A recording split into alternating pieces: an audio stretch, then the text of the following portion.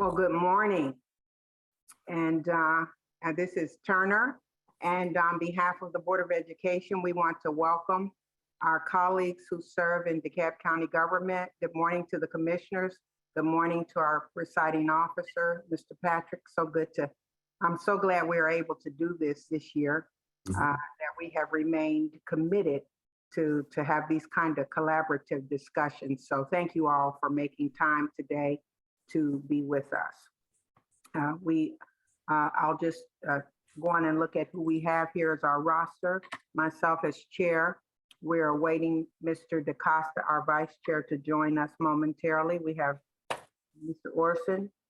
We have Mrs. Gavert, Mrs. Hill, Mrs. Pierce, and our interim superintendent, Dr. Van Zandt Tinsley. And I believe that covers everyone. We're waiting on Dr. Morley as well. But we have a quorum and we will proceed and they will join us when time permits. And so, Mr. Presiding Officer, I'll turn it over to you to do your introductions and then we'll get started. All right, thank you, Chairwoman Turner, much appreciated. For those of you who regularly tune into the Board of Commissioners, I'm Commissioner Robert Patrick and I serve as the presiding officer to the Board of Commissioners. I am joined by my fellow commissioners, Commissioner Larry Johnson. I see we've got Commissioner Maria Davis Johnson, Commissioner Jeff Rader, Commissioner Steve Bradshaw, Commissioner Ted Terry, Commissioner Lorraine Cochran Johnson. I believe I've got everyone called out here, but we are here present as well. I too am grateful that we are going to continue on the conversation, the joint conversation between the Board of Education and Board of Commissioners. There has been a very long list of items to discuss, but I think Chairwoman Turner and I, when we connected most recently, realized that sort of one of the items from the national attention sort of would perhaps be best if we address that today. And so I think from our perspective, we agreed that sort of a discussion on school safety and in the interactions between the DeKalb County Police Department as well as the Board of Education would be an appropriate discussion point for today.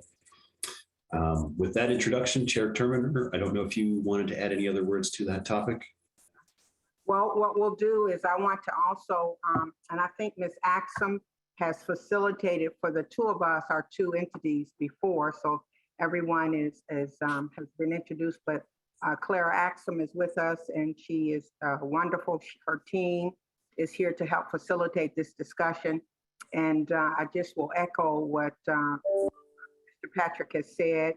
In light of the recent events that have occurred across the country as it relates to violence and safety issues, we felt that was on the forefront of everyone's mind in our communities, our respective communities, for our parents, for our staffing, and our community at large. And so I'm happy for the opportunity. We have invited our Chief of Police, Chief Gober.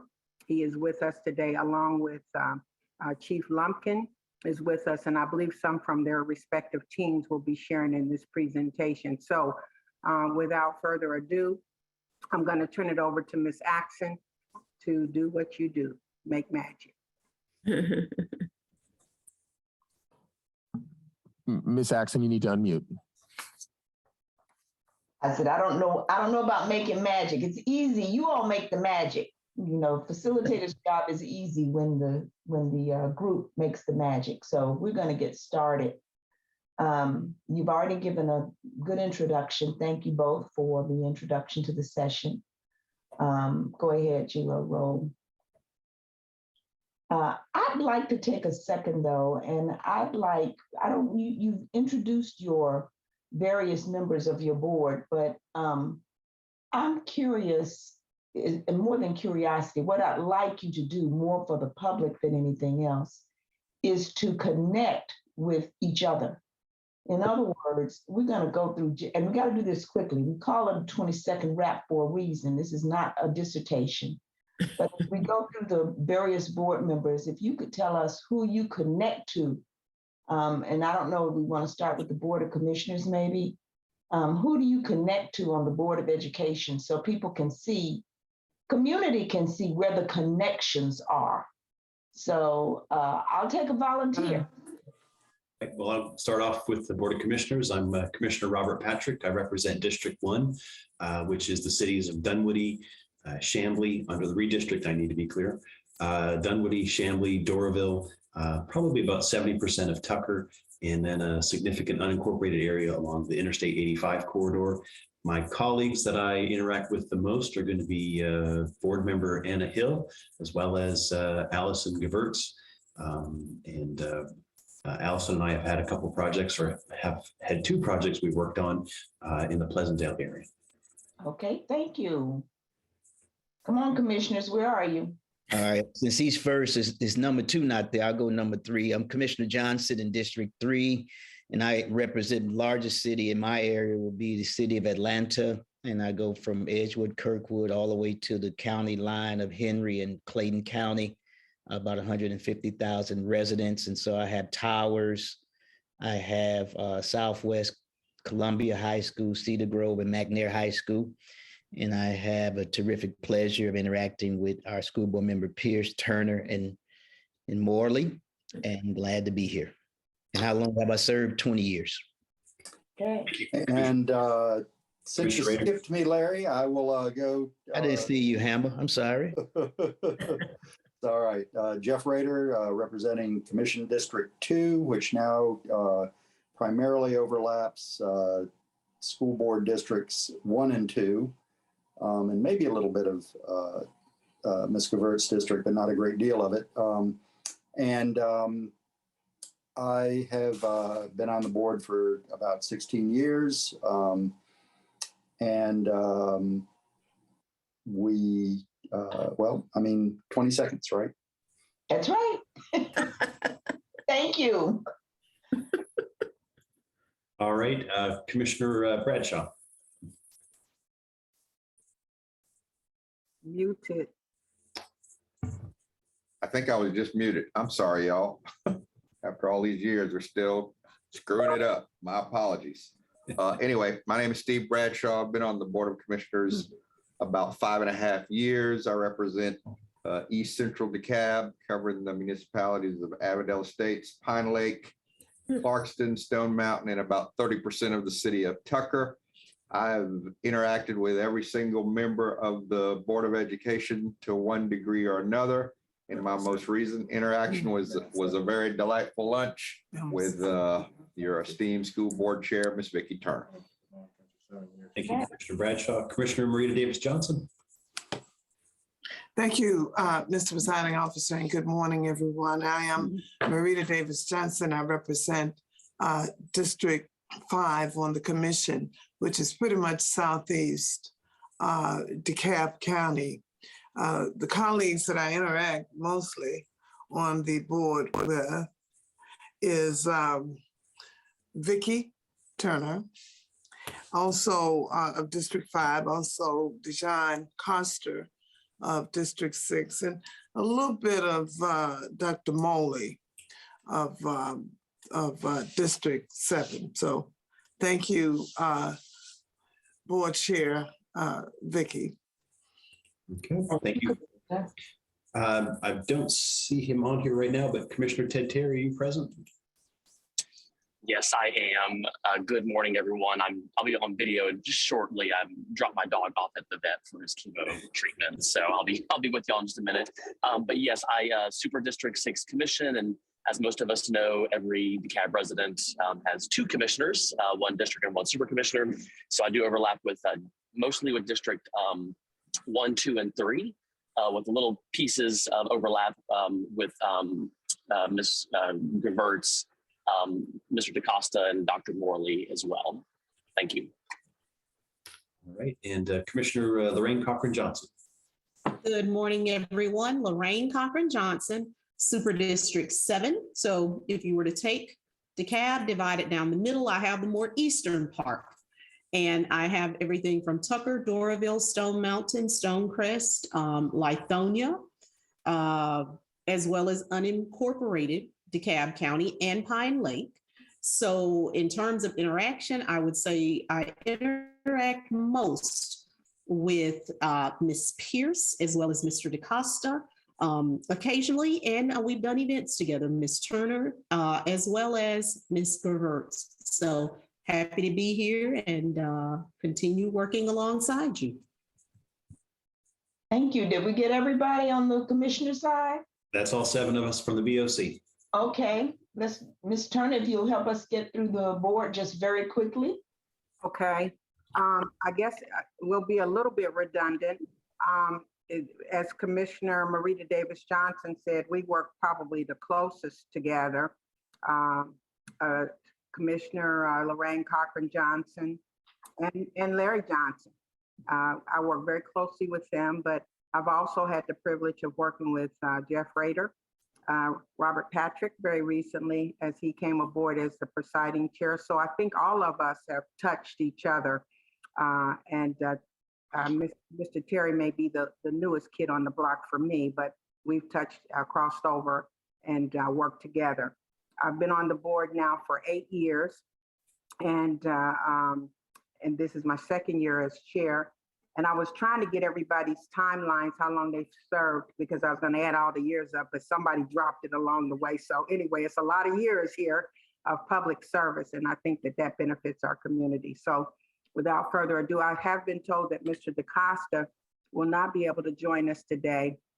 I won't try to figure out why, but I will give him a pass that it is his birthday today too. He woke up to good news on 2 ends, and so I'm very happy for him, but he is probably trying to get some much needed rest. So if we could, I'll call Mr. Orson, who may be our tenured member on the board, he and Dr. Morley. I am. Thank you, Ms. Turner. I'm Marshall Orson. I've been on the board almost 10 years. I am actually the longest serving board member. I am in District 2, which starts from the southern half of Brookhaven, covers most of the western half of the central DeKalb, which is Druid Hills, Togo Hills, Laurel Ridge areas, Medlock, and then extends down, also hits Scottdale, so and a little bit of Clarkston, and then goes down to Avondale, and actually under the new redistricting covers a lot more of Avondale. So it's in large part, it is the feeder patterns of Druid Hills High School and a large part of Cross Keys High School. So my district overlaps a lot with Commissioner Rader, but I've had the pleasure, I think, of working with almost all the commissioners on projects through my 10 years. So I've appreciated that opportunity as I get ready to rotate off the board at the end of this year. Thank you, Mr. Orson. Go ahead, Mr. Turner. Look. We have, I'm trying to look, my eyes a little challenged here. We've got Ms. Gevertz. Sure, thank you. I'm Allison Gevertz. I represent District 4, which is primarily Tucker, Lakeside, and then a little bit of Cross Keys on the other side of 85. I'm fortunate. I've worked with, I think, all the commissioners as well. I have a little bit of both super districts, and then I'd say primarily I have Commissioner Patrick, Commissioner Rader, and then a little bit of Bradshaw in the regular districts. And I've worked with all of them, and it's been wonderful. So glad to be here today. Thanks. Thank you. Ms. Hill. Thank you. I am the board member for District 1, which is Chamblee, some of Doraville, some of Brookhaven, and Dunwoody. And I overlap with Commissioner Patrick and Commissioner Rader, and I'm glad to be here today. Thank you. Thank you. Ms. Pierce. Well, good morning, everyone. I'm Deidre Pierce, proudly representing District 3, and that includes the Cedar Grove, Columbia, McNair, Towers area, and some of Avondale Estates area. And I have most of my interaction has been with Commissioner Larry Johnson, Commissioner Lorraine Cochran Johnson, Ted Terry, and also Commissioner Bradshaw. So I've been on 18 months technically on the board, but in actuality, many, many years in the community. Glad to be here. Thank you, Ms. Pierce. Did I forget Steve Bradshaw? How could I forget the Commissioner Bradshaw? Because he treats me to a lamb chop every now and then. I don't want to mess up with him. I need another lamb chop in the future. So I had to throw that in. Thank you. And now we'll come back. Claire, that is our board. Now, I don't know if this is the time for Dr. Tinsley. I'm going to bring her forth at a little bit later in the presentation, if that's okay with you. Yes, ma'am. We're going to roll from here. But I think it's important for you all to regularly do this and see where you connect. But more importantly, to the community to say, these are your elected officials, and want you to know them, know their faces and how they connect. Go ahead, Gilo, let's get through this first part. We're going to do a couple of things today. We're going to continue to build relationships. Hopefully, we already started that this morning. We're going to share some presentations on public safety concerns and strategies. And then the dialogue will be about opportunities for the county and school district to collaborate to address safety. And then finally, we're going to end by suggesting items for future joint discussion and any next steps that you all want to take. We have just a few ground rules. You all have heard them before, so I'm not going to spend a whole lot of time on it. Going to ask everybody to honor the focus of this conversation, to listen actively. That means, all those other things for the next hour, all those important things that, meetings that you're getting ready for, constituents you need to talk to, getting the dog to the vet. I do understand. Let those go. Going to ask you to listen to understand each other. That is probably the most principal rule for collaboration.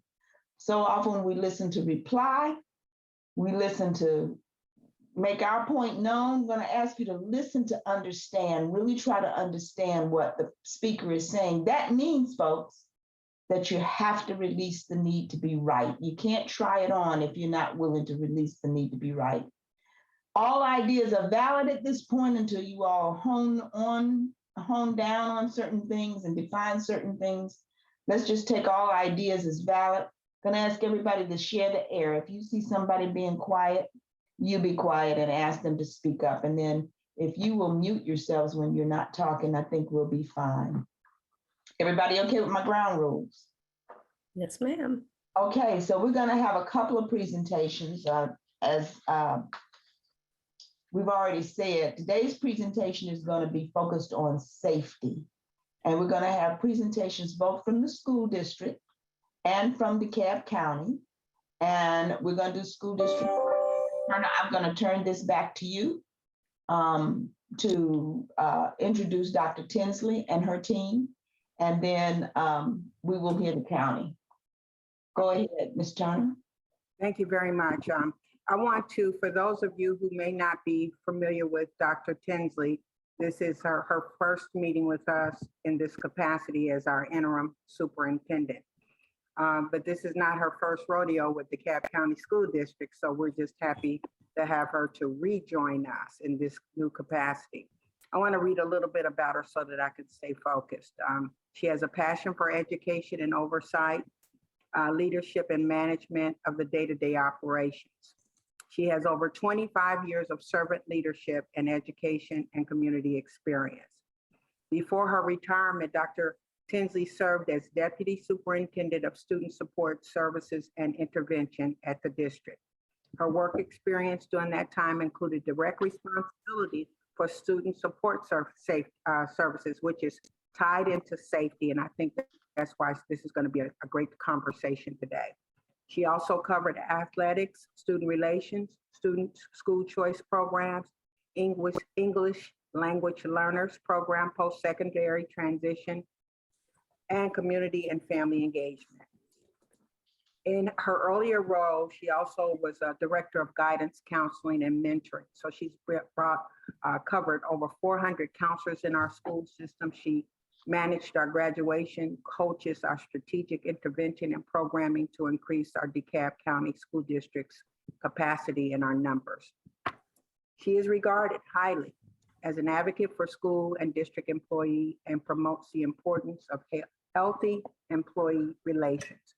I'm glad that Dr. Van Zandt Tinsley has joined us today, and I think she's going to work in collaboration with this discussion with Bradley Goldberg, our chief, as they have worked over the years very closely together in student safety and programs. Without further ado, I'll turn it over to Dr. Tinsley and Chief Goldberg. Thank you very much, Board Chair Turner, and greetings to members of the DeKalb Board of Education and our DeKalb commissioners, as well as the DeKalb community at large. I am extremely happy to be back in DeKalb and look forward to all that we will be able to accomplish together in support of our students and our families. It goes without saying that public safety is indeed a major topic of concern in our society. More specifically, recent events highlight the need for special emphasis to be placed on school safety. Today, you will hear a presentation from our Chief of Police, Mr. Bradley Gober, who will share our efforts towards proactively keeping our buildings, our students, and our staff safe. Please know that school safety remains one of our top priorities. I cannot move on without sharing and reminding you that in 2013, the DeKalb County School District experienced an intruder in one of our school buildings. From this experience, there were many lessons learned. We found out the importance of installing buzzers on our doors that allow visitors to check in with front office staff before entering the buildings. We also increased the number of school resource officers that we have on the ground supporting our schools.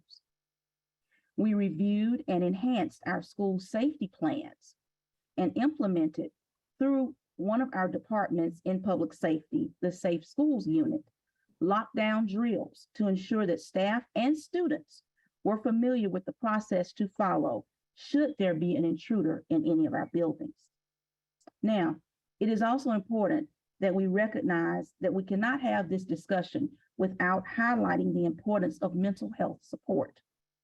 And we have increased our partnership in the district with many of our community partners, providing resources for our family and our community. We have also emphasized the importance of internal teams working in support of our students and families. And through our Family and Community Engagement Department, our Student Support Division, and our Public Safety Department working collaboratively, we have been able to address many of the concerns that have been presented to us in the school district, and also have been able to work to support our families and our community.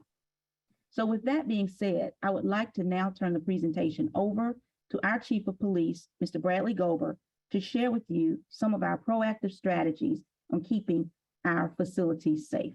Chief Gober. Chief Gober, as you come forward, Gila, if you run that next slide for me, I just want to ask us all as we listen to these presentations that you all listen for a couple of things. I want you to listen for the common interests that you have. And I also would ask that you listen for how the district and county government can better connect. How are you going to communicate? While Chief Gober is talking and Chief Lumpkin are talking, you should really be thinking about there's a place to connect. There's a place where we need to collaborate more. There's a place where we can leverage efforts. And if you need more information, I'm going to ask you to let both presentations get through the presentation, unless you've got a question of clarity as we're going through the presentation. If you'll let them get through the presentation and we can ask questions at the end. But I want this to be, I want it to be comfortable for you. So if you're sitting on a question and it's really, you're sitting on that tack and it's really uncomfortable, Ms. Pierce, then, you know, Commissioner Bradshaw, I want you to say, Claire, I got to stop. I got to ask this question right now. Okay. So with that, if you roll that next slide, and Chief Gober, we're ready for you. Go ahead, Gila. Go ahead. Well, good morning, Madam Chair, Vicky Turner, and Board of Education members, and good morning, Presiding Officer, Mr. Patrick, and DeKalb County County Commissioners. It's my pleasure to be here with you this morning and speak to you about the safety efforts of the DeKalb County School District. As you can see on the PowerPoint, we have 78 Georgia Post Certified police officer positions that are allocated to the high schools and middle schools. Each officer, we have a police officer in every high school and every middle school that are school resource officers. Each one is assigned a marked vehicle, and that marked vehicle is posted outside of the school for extra visibility from the outside perimeter. We provide direct patrol support to our elementary schools and our school centers, and that would include our charter schools. We also have campus supervisors. Campus supervisors are unarmed, non-sworn security branch for public safety. We have 112 campus supervisors, and they're in all the high schools and middle schools. This equates to about 3 campus supervisors in every high school and 2 in every middle school. They're responsible for securing the outer perimeter of the school, which includes the exterior doors to make sure that they're closed and locked at all times, especially during instruction time and the changing of class time. They play a crucial role in lockdowns and our security procedures at schools. Next slide, please.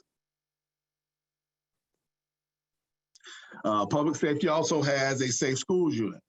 Our safe school unit conducts audits of all safety protocols of all of our schools. And what this means is they actually do 2 graded audits a year, first semester and second semester of all of our schools, and they get a numerical grade. And this would include an intruder alert. An intruder alert is our safety procedures and lockdowns when somebody that is not welcome on our campus makes their way into the building or on the campus. They also train school personnel in emergency procedures, and they work and just create safe school plans along with the administration for all schools. So all of our schools have safe school plans. And what's unique about this is our safe school plans are then submitted to DEMA, which is on the county side, which is the DeKalb Emergency Management. And they actually approve our safe school plans for us, and they act as a conduit to GEMA to make sure everybody has our safe school plans and they're in order with those county and state regulations. They also inspect the emergency evacuation kits, and they make sure that everybody knows all the safety procedures of the school. Now, they also show up and do unannounced visits. What that means is they'll just show up at a school and start walking around, pulling on doors, making sure the doors are all secure. And if they're not, then they talk to the administration. There's a grade for that. So our safe schools unit plays a very vital role in everyday safety for all of our schools. We also have a criminal investigation division in our police department that's made of 1 sergeant and 7 investigators. The investigators investigate any crimes that occur on school property, as well as all threats. They provide additional coverage for our schools, which is talking about those drop-ins and direct patrols for elementary schools. Those detectives are assigned to do the drop-ins at elementary schools on a basis to make sure that we give them as much coverage as we can and support those elementary schools. Next slide. All right. All of our school resource officers have to be alert trained, and that's advanced law enforcement rapid response training. The alert training is a specialized training that comes out of Corpus Christi, Texas, that specializes in active shooter situations. 5 years ago, we made this a prerequisite for all of our school resource officers. So that means when you're hired, and we hire an officer from another agency, and they don't have this on their post record, they immediately have to go. We've hired several school resource officers that have been completing this new training this summer. That's a prerequisite to be in our buildings. That makes sure that you are prepared, certified, and ready for an active shooter and to engage in active shooter. This helps also with the collaboration, because as DeKalb Police Department, they're also trained in the alert concept. And what this means is our first responders, a lot of times, if we're at a high school or middle school, is going to be the SRO, but the person that's going to get there to back him up, more than likely is going to be a DeKalb police officer. At an elementary school, unless we're there at the time, if there is an incident, the first responder is probably going to be a DeKalb police officer. The second responder is probably going to be one of our officers. What this means is they've got the same training when it comes to active shooter situations, so they can link up and move through the building as one and go get the bad guy and stop the carnage together as one, because they've got the same kind of training. Next slide, please. Now, we also have a K9 unit. Our K9 unit consists of 3 K9 dogs and 3 handlers. We have 2 narcotics dogs and an explosive detection dog. They perform random checks for drugs and guns at schools. They work in conjunction with our safe school unit. So a lot of times when our safe school unit comes out to a school to perform an audit or put a lockdown at a school, a lot of times the K9s will also go through the building to look for drugs or guns. And we're also, as you will see later on in the slide, we're adding an additional explosive detection dog, which will also give us an additional source to be able to detect guns in our schools. We have an emergency response team. Our emergency response team is responsible for all tactical situations within the school district. We mentioned the alert training earlier. The emergency response team is not only trained in that, but all of them are alert instructors. This is a mandatory prerequisite. They have to go to the instructor trainer school and pass with a high score to be on a member of our emergency response team. They have also been to the Federal Academy, which is known as FLUXY, the Federal Law Enforcement Training Center in Glencoe, Georgia, and also at the FLUXY Training Center at the Coast Guard office in Charleston to get additional training and train the trainer instructor training over one-man entries into an active shooter situation. What this means is we talked about the alert concept and linking the police officers up together as teams to clear schools. Well, the federal side of active shooter training at these two facilities, they focus on what we call one-man entry. And that means one man going against multiple attackers or going against a single attacker in a school and not waiting for that backup at all. You just go and you go get the bad guy. If it's 3 of them, you encounter all 3. If it's 4, you encounter all 4. We make sure that our emergency response team is expertly trained in this and our instructors, and they come back here to train the rest of our school resource officers in this type training. And that goes to the second thing here when we're talking about conducting simulation and simulation rounds. We do this training every summer with our guys. So this actually is probably the closest thing we can get to an active shooter situation without firing live rounds. It's called simulation training. And our ERT team puts our regular SROs through this to try to get them some sense of stress inoculation, the level of stress that you're going to be under when somebody's firing a gun in the school, when they're echoing the gunshots and the powder burn. You can smell all of that when we're doing our training, and you're actually getting shot at. And what this is we use the SIM guns and rounds, and we have those here as a part of our training simulation that we do in schools in the summertime, as well as we've got virtual simulation training that we put our school resource officers through at least annually. We facilitate active shooter training for all of our officers, and we try to do this training with other agencies within DeKalb too, that we've been very successful in doing. Next slide, please. Our training unit. We have a full-time training unit that's run by Commander Blakely, and what he does is he makes sure that all of our officers have the necessary not only post requirements, but they meet the requirements that we make here as DeKalb School Police for our school resource officers. I've already mentioned some of that training, like alert, like the training down at Flexi, the simulation round training that they have to do, as well as keep up their state post-mandate hours for the state of Georgia to be police officers of the state of Georgia.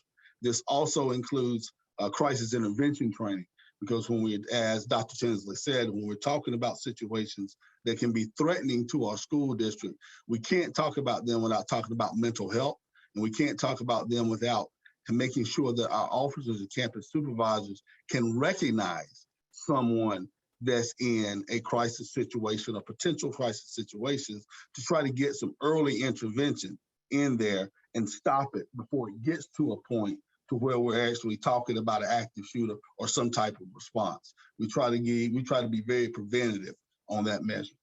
And with those prevention, we also have the command center. Our command center is staffed, it's here at Public Safety. It's staffed 24 hours a day, 365 days a year. Someone's always in the command center. Our command center is our pretty much central nervous system of the school district, where we can monitor all the cameras, all the alarms for all the buildings. So there's somebody in there all the time. During school hours, during vacation, Christmas Day, someone's in there and they're answering the phones and they're monitoring the property.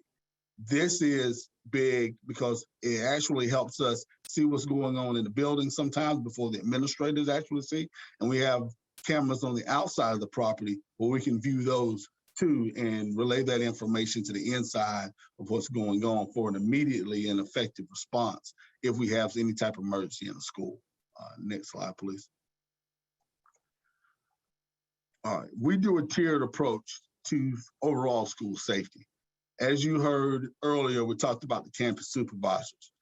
When the campus supervisors, they're responsible for mainly patrolling the outside of the school. So when you come up to any high school and middle school in DeKalb County school system, you should be greeted by one of the campus supervisors in a white shirt. They should be riding the golf cart or walking. And we do that because what we want to do is make sure that if any perceived threat comes on our campus, we can see that threat before it gets to the school. The campus supervisor has a school radio where he's in direct communication and contact with the principal, other assistant principals and administrative team, and the school resource officer. This tiered approach works. If he sees something that's a possible threat on the outside, we immediately put the school on a lockdown. Now, we have 3 different levels of lockdown. Level 1 lockdown means no one enter out the building, but classroom and learning is still going on inside the building. But that's a level 1. Level 2 is no one enter out the building, no one in the hallways. The doors in the classroom are locked, but there is still learning and instruction going on in the building, but no one should be moving in the hall except for the administrative team and the public safety team. Is the only ones that should be moving in the hall. But learning is still going on. Level 3 is our hardened lockdown, and that means no one enter out the building, no one in the hall. Learning has ceased inside, doors are locked, and the students and kids are sheltering in place, and that means even the administrative team is on lockdown. The only people that are moving in the hall then is the public safety team. And thus, that's our approach. And what that is, it helps us to be able to challenge when it goes on from the outside and we see a threat. So that means the campus supervisor sees it first, the school's on a lockdown. You have to penetrate the first tier of security as a campus supervisor. Second is actually the building itself. So you would have to penetrate locked doors and fortify to get in the building. And then the third is going to be the school resource officer / police officer that is armed in the building before you can get to our staff or students. So that was our tiered approach to that with our law enforcement and security training here. Next slide. Safety practices at elementary schools, because I know that is on everyone's mind. And as you see on a national level with this approach, we do the directed patrols, but mainly we make sure that all exterior doors are locked and front access for visitors only. And what this means is you should not be able to walk in a door, back door, any door of the elementary school except for the front, and you shouldn't be able to walk into the front, which means you've got controlled access. There should be a person at the front office that views a camera. You ring a doorbell, they view, ask you some questions, and either they decide to let you in the building or not. And in our newer schools, we have a security vestibule that I'm gonna talk about later that actually is with our newer elementary schools and have been retrofitted right now with some of our older schools. What this means is if they let you in, and then once you come in that middle area, if they decide that you're a threat, then you still can't make entry into the building. And we've got some shatterproof glass that is also being installed. Now, the difference is the shatterproof glass means that if somebody does have a weapon, they can shoot through the glass, but the glass will not shatter, so they can't force their way into the school before law enforcement arrives. Front office personnel are trained and on how to use the entry system and the visitor system, how to speak to them, how to look at the whole body to make sure if something seems wrong. If it's July, like it's hot, it's going to be 100 degrees today. If somebody's wearing a trench coat and a hoodie and something covering their face and you can't see the bulge in their jacket, then you would not let them in the building. You would then call us for extra support. The security vestibules are currently being outfitted and retrofitted in our schools that do not have them, but all new schools in DeKalb County, it comes with those security vestibules. And so our main focus from that is to keep the potential offender outside the building. And we do that by following our policies and procedures that are already in hand. We have an emergency manual book that goes out at the beginning of the year to all employees, stating what to do in these situations and emergency situations, and safety reminders about keeping doors and entryways and egress locked and being able to control those areas. The next slide, please. We've been very successful with our See Something, Say Something campaign. This comes on the tail of, you've seen it this past year and the year's presence with our students. This empowers our students, our staff, and our stakeholders, quite frankly, even parents. This is when it comes to that number is our main number here at Public Safety that's manned 24 hours a day. And what that means is we have detectives, our emergency response team, and social workers on call 24 hours a day, 365 days a year. So if it's something that happened in the community and DeKalb police wasn't aware of it, because I will say that DeKalb police has been very good partners when they find out something happened in the community, even if it's not during school hours and they think it's going to fall back on the school, they call our department and let us know. That way, when the students come back to school on that Monday, we're already prepared. We're already prepared ahead. And I really do appreciate that collaboration from Chief Ramos and Director Lumpkin and their team. But what we do is when we get any kind of threat, whether it's a social media threat, whether it is a parent that saw something on Instagram with a student with a possible gun or a weapon, we follow that up immediately.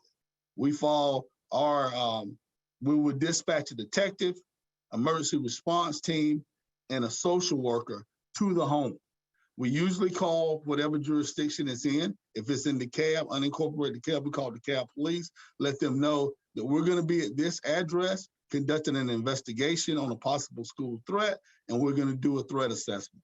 Our threat assessment is based on the Secret Service's threat assessment. We use the same criteria they use to gauge whether this person is going to be a threat to a school. So example is, we get a call in, our team shows up at the house, it can be at 3 o'clock in the morning. It can be at 1 o'clock at night. It can be on Christmas. We've had it on Christmas Eve before.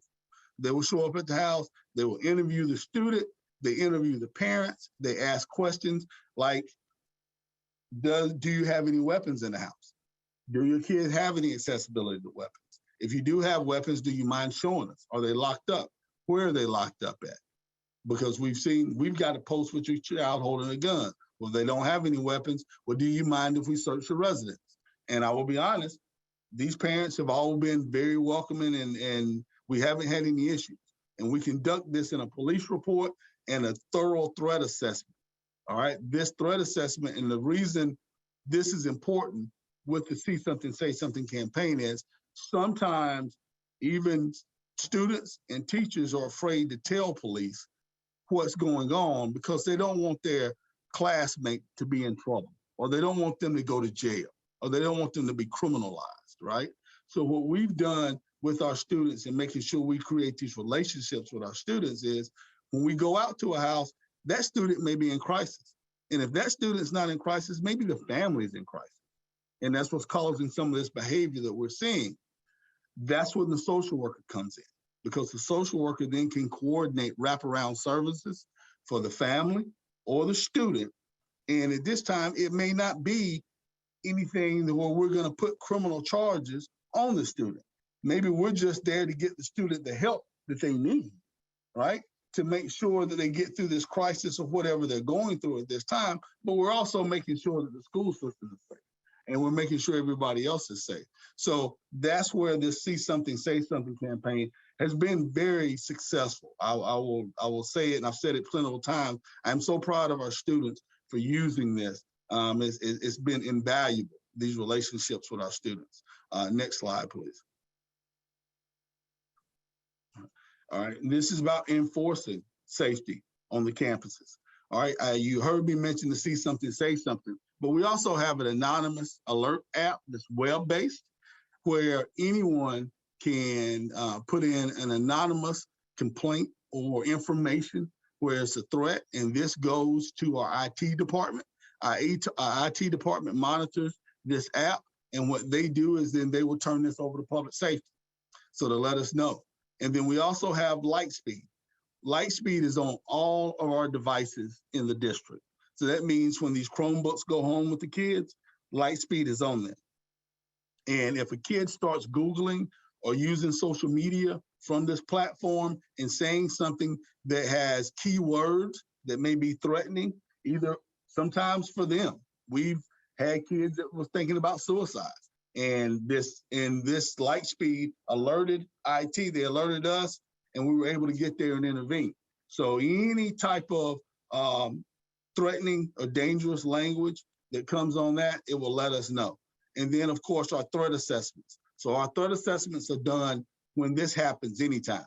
So with the see something, say something, the anonymous alerts and Lightspeed, any of these platforms, along with people calling in and just telling us, a threat assessment is always done and a police report is done. So it is documented. And we also have started our drone program. We've got 2 drones coming in. We've got 2 detectives that are going to school, and we've got all our FAA license now. And what these drones are going to mean for larger events like graduation, some ball games and other events in the district, we were able to give a more secure added aerial coverage to our events to make it safe. Again, a lot of times we have things to where we actually have centers to where we have kids that run away sometimes, and we've been very successful in making sure that we get them back safe. And again, I'd like to say thank you to the DeKalb Police Department, because they will put 90 up. And for those that you that don't know, 90 is their helicopter. And they put their helicopter up anytime we ask them to, when we have issues. So hopefully these drones and this drone program will lessen the burden for DeKalb County to have to put 90 up in some of these situations, because we can actually use our drones for the aerial coverage that we need. Next slide, please. All right, tactical resources, because I know this is another thing that's in the national spotlight after the tragedy that happened in Texas, that maybe the officers were not equipped to deal with a gunman with the amount of firepower that he had. Well, here in DeKalb, we've been preparing and training for this along with it. So what that means is we have level 3, and the difference is most bulletproof vests that police officers wear is level 2, which means that it will stop handgun rounds, but it will not stop rifle rounds. Level 3 stops rifle rounds, all right? And shields for the level 3 also stop rifle rounds. So we have our ERT team along with strategically placed school resource officers that have level 3 tactical shields, and all ERT team members have. We have SROs and ERT team members that are issued AR-15 assault rifles, and they have those assault rifles to make sure that we're not outgunned in any kind of situation, where they can make sure that they can confront and stop any threat that's necessary. All these have been through the state mandated patrol rifle course, and we have them secure with, of course, lockers in their car, but also we have biometric safes that are in the office of some of the school resource officers, which the reason that is important is it helps with time. So if you do have an active shooter situation where the suspect has assault rifles at that point, or you got multiple suspects, the SRO does not have to leave the building and leave the kids to go get a rifle out of his car. He can go straight to his office in the building and get the rifle and then confront the threat, which is very vital to saving lives, as we see. We also have breaching tools. What that means is if a door is locked, we have the ability to unlock it. We've got breaching tools so we can knock the door in. We have other devices that will breach any kind of door in a school where we don't have to wait on keys or anything if a door is locked, but to make sure it saves time and we can go in. And we also have, of course, tactical helmets for our officers. Next slide. Next steps. And these are the next steps that our superintendent has graciously understands a need for safety. We want to hire 22 more school resource officers, which are again are school police officers, and 30 more campus supervisors, which are the unarmed security branch. We want to conduct a comprehensive safety assessment. We're going to add explosive detection K9, the one more, I talked about that earlier, and we're considering a weapons detection system throughout the school district. And again, to build the security vestibules. What these 22 additional officers mean is more coverage at our elementary schools. Because what happens is we will house them at our high schools. So if this goes through, we'll have 2 officers, police officers at every high school. With the 30 campus supervisors, we'll have 4 campus supervisors at every high school. And then we will have 3 at every middle school. So it will really fortify our coverage at our high school and middle schools. But what this means for elementary school is the drop-in ratio and the directed patrol coverage at our elementary schools will more than triple, actually, once we do this, because all of them will have cars. So then they will be constantly dropping in at the elementary schools, walking in, talking to the administration, and you will see a lot more police coverage at our elementary schools if we're able to get these next steps passed. Next slide, please. All right. We have some examples of collaboration with other agencies, and we collaborate with the state agencies. The Georgia Bureau of Investigations and GEMA both have teams that monitor social media, as well as, of course, the Federal Bureau of Investigation and other federal agencies. And they are very good about when anything comes over with with initials or sound, because many of them are not DeKalb schools. Because as you know, there's CHSs all over the country that are initials for schools. But if something's posted as a possible threat on social media and it just says CHS, they contact us. And they contact every district. Now, after we do our investigations and from everywhere, from the school level up, we find out and we can eliminate whether it was a DeKalb school or not. But the state and federal agencies, the surveillance and information intelligence that they give us is invaluable. And we also do that a lot with DeKalb. DEMA, and as you all know, DeKalb County has a branch of Homeland Security. And the DeKalb branch of Homeland Security is in constant contact with our DeKalb Schools Police Department. When they see anything or come across anything that could be a potential threat, they let us know. I mean, they are Lieutenant Ward for Homeland. We talk to him. Everybody over here knows him because if it's anything close, he lets us know and he helps us follow up on it. So DeKalb's DEMA and their Homeland Security agency is another invaluable tool in helping keep our schools safe, and we definitely appreciate their collaboration. Surrounding agencies, we do active shooter training. We've done training in the past, actually, with our ERT team is training with DeKalb SWAT in the past. We've had ERT training where we've opened our schools up, and we've had DeKalb, Stone Mountain Police, Doral Police, Clarksville Police, all come and train with us in that alert method. That way, again, no matter where, all of us have the same training and we have some familiarity with each other. We cross-train with other agencies. And then we have leadership meetings. You know, the DeKalb chapter of DeKalb Chiefs of Police Association, we have meetings every month and we share information constantly. And so these collaborations and partnerships are invaluable. And when we do have a threat on a school or we're investigating one, we let them know. And if it happens to be a school where there's an elementary school, we ask them for additional patrols.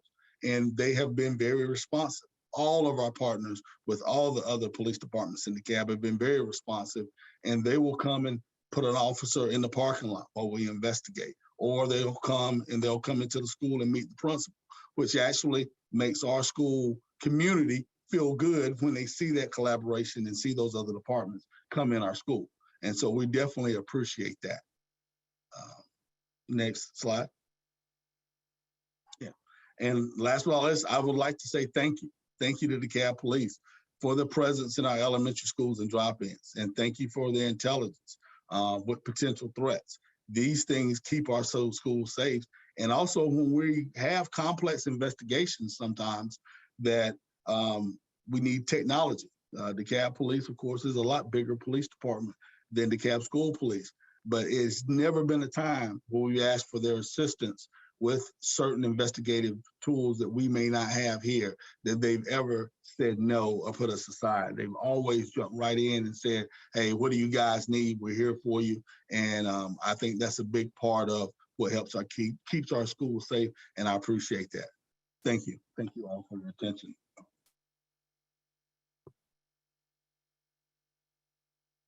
Chief Gober, do any of you have questions now that you'd like to ask? Yes, Commissioner Johnson. Yes, thank you, Chief Gober. I appreciate that. And you've been, this presentation is very well planned out or thought out as well. A lot of information. I appreciate that. I'm glad that we've had a chance to work together. A couple of questions. One is, you said for the security vestibule, you said some schools. Is there a reason why you're not doing all schools? Well, we're going to do all schools. The Okay. operations department is going to do all schools, but right now they're in the process of we're prioritizing the elementary schools, and I think you can see why is because we don't have officers in the elementary schools. So the operations department, this is ongoing right now. The schools that don't have them, they're putting them in those schools right now. Great. The other question is, are you all looking at arming the teachers at any point? That would be a question for Dr. Tinsley. Okay. But the other last question is the coordination. You can send me this information because when I see him saying hire SROs, it's always an opportunity that right now is so tight. The market is so tight. So I want to, and I'm looking at Lumpkin. Can you just please send me the salary ranges of your SROs? So we may be some shifting. So I just want to make sure that we're prepared because we all are experiencing the shortage, and I just need to know your salary ranges for your campus supervisors and SROs. Thank you, Madam Facilitator. That's my questions. Dr. Tinsley, did you want to respond to the arming of teachers question? Sure. Thank you so much. And great to see you, Commissioner Johnson. At this point, no, we're not having that discussion. What we want to do is make sure that we're shoring up what we have on our end that we can provide as resources to keep our building, our students, and our staff as safe as possible. I mean, one more follow-up for Chief Goober. Now, when you come to the scene of a mass shooting, you are the person in charge? Yes, sir. The way it goes is, and this is how, when we talk about the alert concept, also, we're talking about incident command. So when we talk about incident command, if there is a shooter in a school, whoever the first officer that gets to the scene is incident command because he's on the ground. Now, whether that is DeKalb police, whether that is GBI, whether that is my officer, our officers have all been given the instruction and the training is there is no stopping. There's no staging. They're going to engage the threat immediately. And then the next officer that gets there will engage the threat until it's stopped. So when we're talking about that part of it, incident command always goes, whoever the first officer is has incident command because they're on the scene. Now I will be coming to the scene, but at that point, whoever's there has command of the scene. But the overall instructions, and this needs to be cleared, I think, and I know Director Lumpkin knows this, is there's no staging.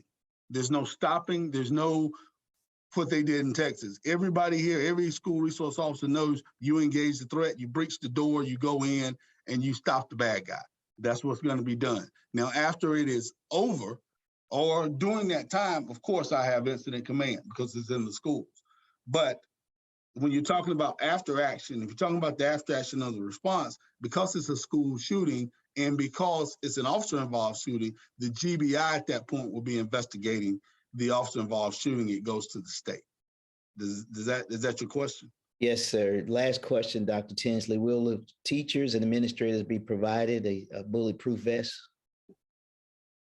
We have not had that conversation at this point, Commissioner Johnson. I know that we have talked about the implementation of the higher level vest for our public safety officers, but not at this time regarding teachers. All right. Thank you. Keep me posted on that as well, because that's unfortunately becoming part of the supplies that we probably have to provide in this type of environment of what we're dealing with. And so I would like to see how we can help as well. Thanks. Any other questions for Chief Gober? Ms. Pierce? Thank you, Ms. Axum. Chief Gober, thank you for this outstanding presentation. And since we're in public domain, I'm assuming that this PowerPoint is available to us at the board, that we can have that sent to us possibly? Yes, ma'am. Okay, and thank you. And then my follow-up is regarding the PowerPoint. Now, I know this has been excellent for us. Has a security session been done, not just for perhaps our principals, but every employee in a school building? Because I think they would benefit from hearing this. I know many times we schedule maybe summer leadership or whatever, and primarily the leadership, the principals, assistant principals, and those are there. However, the employees are not there. This has been extensive, and I've learned a lot, been taking great notes. So my question, I guess, if you and Dr. Tinsley, are our school personnel, I'll just term it that way, are they privy to this? Have they had this in-depth a security briefing, if you will? Or is that something we can plan? I would think that would be something that we can plan. As you're right, in the past, the administrative levels have been privy to this type of information, yes, but not at the school level. So I agree. I think that was something that we can plan. Okay, thank you so much. I saw a couple of other hands, Commissioner Rader, and then I thought I saw Ms. Hill. Did you have your hand up at one point? And then Robert Patrick. And I also have my hand up. Ms. Claire, if I may, just in order that I saw hands go up, it was Commissioner Cochran Johnson, Board Member Anna Hill, Board Member Marshall Orson, and Commissioner Rader. That's fine. How I saw them come up. Are y'all seeing the raised hand icon? No. I don't know. Okay. But let's see if we can't, let's get these questions answered. Okay, that's fine. I just didn't know whether to use that or not. I didn't know if you were recognizing it. Okay, I think that Robert Patrick gave you all a different order, so go ahead. Commissioner Cochran Johnson. Yes, thank you, Ms. Axel and Presiding Officer Patrick. The question that I had that I found really interesting was concerned, well, actually three, but the command central staff and the 24-hour monitoring that's taking place in the schools. Is this something that is done independently through the school system, or is this done in conjunction with our local police officers through our local precinct? No, ma'am. This has been done with just the school system. Interesting. And with this, because, we're looking at the use of technology right now for gas stations and providing surveillance. Is this the FSS system, or what type of system are you using? Does it give you an interior view of hallways and schools, or are you only monitoring the exterior of schools? Can you talk are you at liberty to talk a little bit more about that? Yes, ma'am. We are able to monitor the exterior and interior of schools. We're able to enlarge, blow up. We're able to track people going through the hallways with our camera system. We're able to save footage, for a later date if we need to, if we can identify somebody. We're able to take pictures of it, screenshots, and then share it. And to let you know that we do share that information. Part of that is when we do have an incident at a school, our command center immediately calls. We got two ways to communicate with the DeKalb police. We're all on the same radio system. So the DeKalb police can switch over to our channel depending on the zone and precinct we're in, and the SROs, the schools in that precinct or zone, or we can switch over, or they can switch over to ours and hear all of our radio traffic. What we usually do is if there is an incident, we have a redundant system. And that means the person in the command center literally calls, he can call 911 or he can go over the radio. We have a police radio in our precinct to where our calls go out and they're being monitored by your 911 system. So to alert to happen. If we have an incident and they see something on camera, then our dispatch dispatches an SRO, let's say to this school, because we see somebody on the playground. Then 911 hears that. And at that point, they usually ask, do we need to get PD en route? If it's something that we don't know about and we're not familiar, then of course we say, yes, please get PD en route. And DeKalb Police is dispatched immediately along with our officers. This is great. Now, one other question there, is this something that's being done across the board, or is this unique to DeKalb County school system? I think this is unique to DeKalb County, but this has been going on here in DeKalb since we've of course grown and refined things with technology, but this has been going on for 20 years. Okay, understood. And because I don't want to take too much time. So kudos to DeKalb County Schools.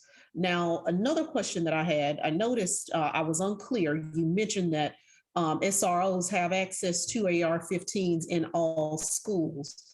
Are those weapons basically somewhere within the confines of the central staff's office? I wanted to hear, because, it's really unfortunate that we have this conversation, but, what we've seen is in some instances, our resource officers are not prepared to deal with what I call weapons of mass destruction. So can you explain how those are housed and where they are? Okay.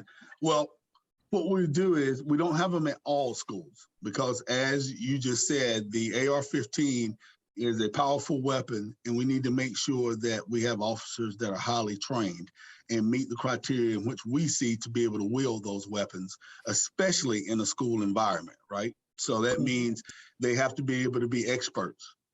They have to pass an expert qualifying course to carry the weapon.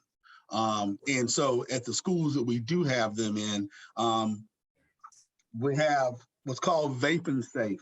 And vaping safes are the most secure safes in the world. And they actually come in and fortify the safe in the school resource officer's office. So it's not in a position or area where any other staff members can have access to the weapon. And it's actually mounted to the floor, into the cement floor and to the wall. So the safe cannot be moved, and it's biometrics, and its biometrical data is put to the school resource officer, a supervisor, and another ERT member at another school. That way, there's only 3 people that can access that safe and get the weapon at that time.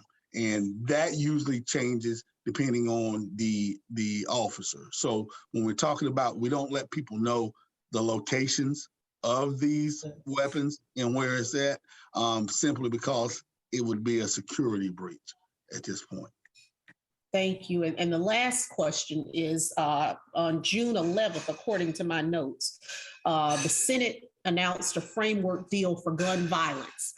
And in it, the 4th point that they mentioned was funding for school-based mental health and support services. Have you all received any briefing on what that federal legislation looks like?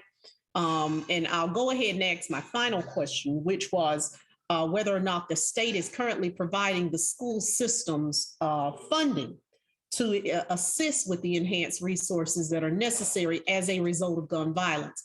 And I ask that because, is it necessary for us, on the county level to assist in providing you with resources, because we all have a vested interest in the outcome of public education in our schools.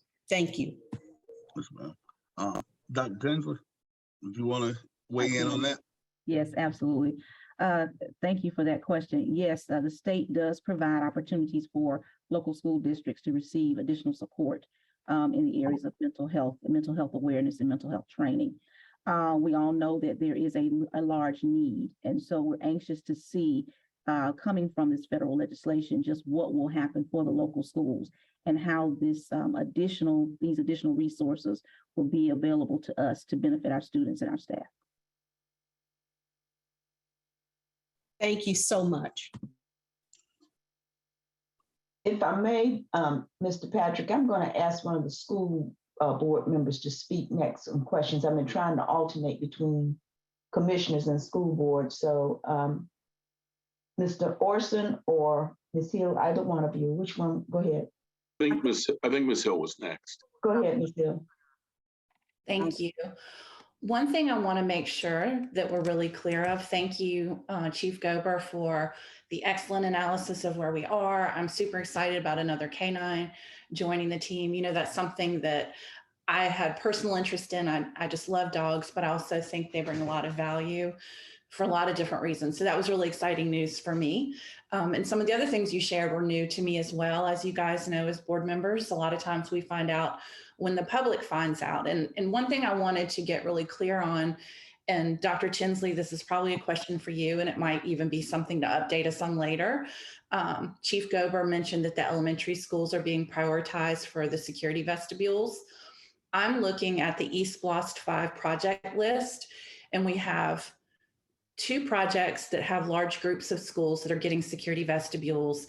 And then we have a 3rd group, which is separate, that have security vestibules as part of their scope, as part of SPLOST 5 funding. And so just real quickly, SPLOST 5 project 11535 has Bob Mathis Elementary, Cedar Grove Elementary, Columbia Elementary, International Student Center, McNair High School, Rainbow Elementary, Stevenson Middle, Stone Mountain High School, Wadsworth, and Woodridge. Then the second SPLOST 5 project, 11635, has AIC DECA, AIC Elizabeth Andrews.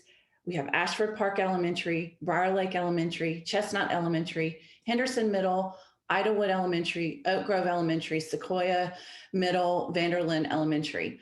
And then the SPLOST 5 projects, they're separate, but have security vestibules in scope, include Druid Hills High School, Hambrook Elementary, Freedom Middle, Clarkston High School, Druid Hills Middle, Carrie Reynolds, Briar Vista Elementary. And to me, this is important because we have to think about what we're committing to with the public versus timing. For example, Clarkston High School security vestibule is part of SPLOST 5, but then we have Clarkston High School rebuild as part of SPLOST 7, which we know hasn't even gone on the ballot yet. SPLOST 6 is just starting. So what I'd like to make sure the public understands, and I want to understand, is of these SPLOST 5 projects, when they're going to be completed, make sure that they're going to be completed even if a new school is coming. For example, Carrie Reynolds Elementary School, there's a rebuild going on, and I'm not going to go into the details of that. And part of the reason I'm asking, I pulled up while we're talking the monthly status report as of May 31st.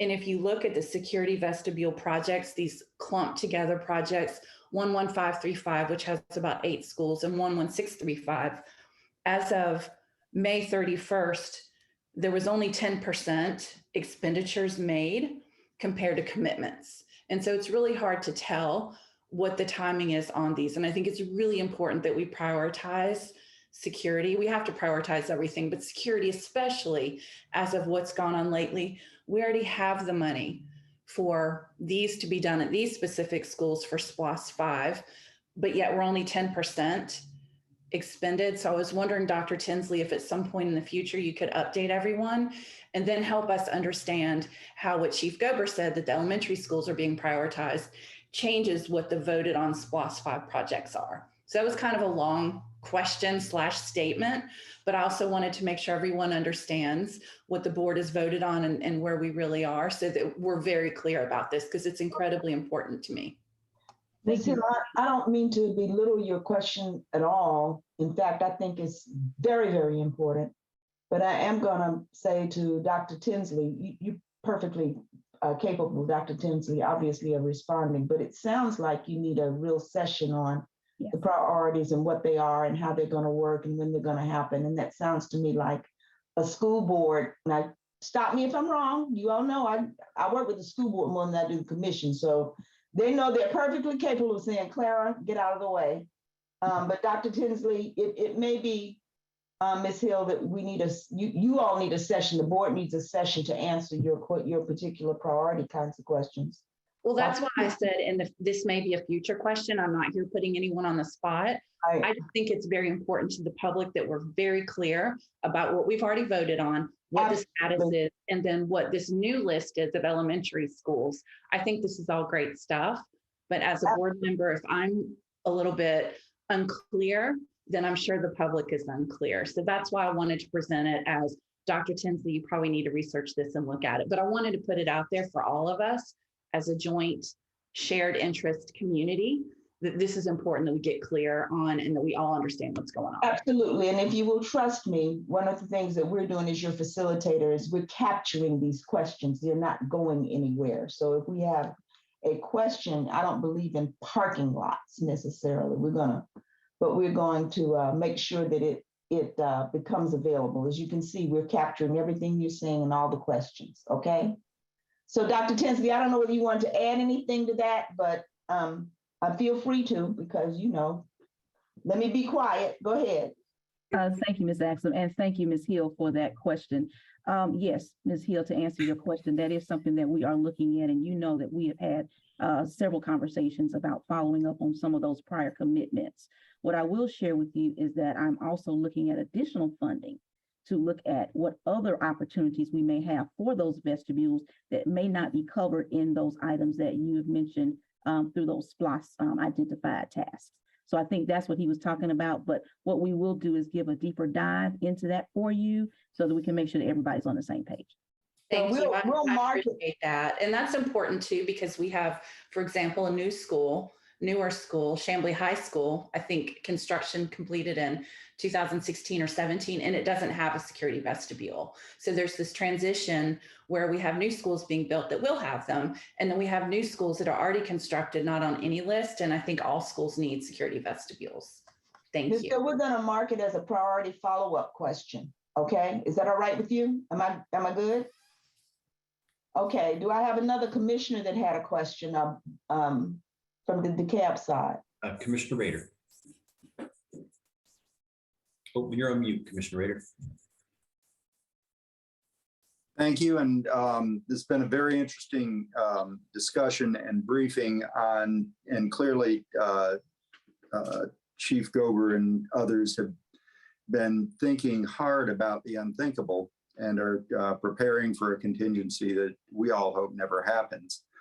And part of the discussion, and most recently with security vestibules, we're talking about safety through environmental design. And I know that this is increasingly a theme of practice and of implementation within school systems. But I wanted to bring another facet to that particular issue between us, because I think that one of the things that I've come to realize about DeKalb County schools, and particularly the schools that were developed perhaps before the current era, is that they were intrinsically designed to be part of neighborhoods across DeKalb, often embedded deep into neighborhoods and often functioning in their original configuration as a neighborhood green space in a park that would be used by all the residents of the community.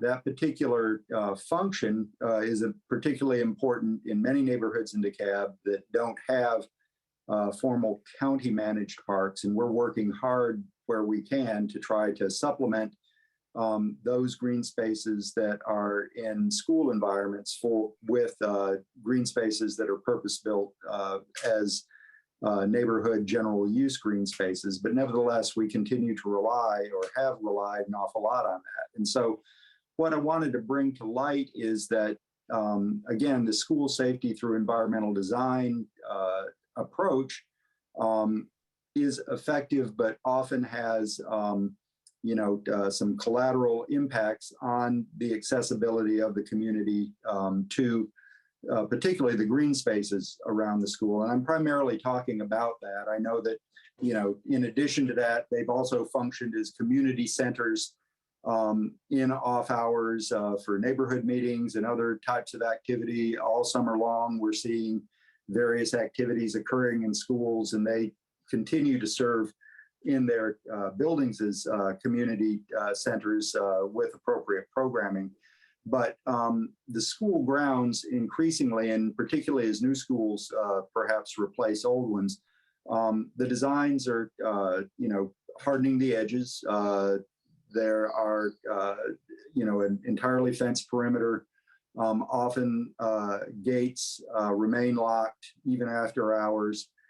And I know that both in the city of Atlanta as well as now beginning in DeKalb, public interest groups such as the Trust for Public Land are trying to ensure that we maintain access to those green spaces on a neighborhood level. And, this also obviously requires effort by those responsible for the general public, the county, if in our areas and the cities and those where they have jurisdiction, to come forward with resources and plans to supplement the resources available for those green spaces. But I wanted to bring that issue to the table because I think that working together, I'm hoping that we and members of the Board of Education can prioritize that access to green spaces while not compromising school security, but nevertheless being able to make